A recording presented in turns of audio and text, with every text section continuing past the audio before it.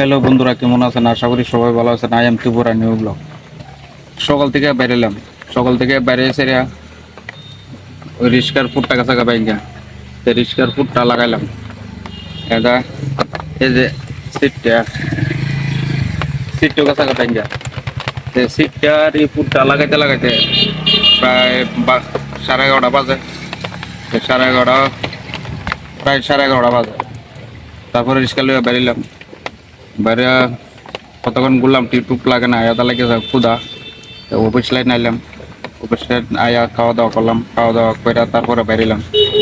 বেরিয়ে সেটা 50 টার মতন কাজ করছে। অনেক জায়গায় ঘুরতেছে, টিপ লাগে না।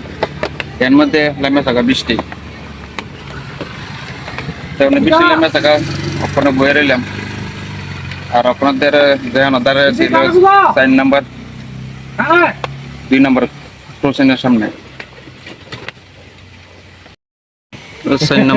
4 নম্বর ধারে আছে। 4 নম্বর ক্রসিং এর সামনে দাঁড়া রয়েছে।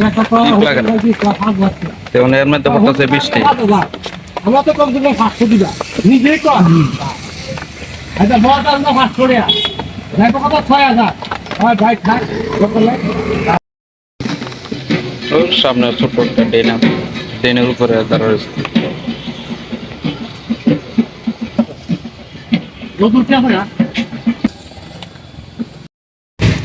রিস্কার মধ্যে বই রইলাম, আমার দেখতেছে বৃষ্টিটা নিয়ে কমে।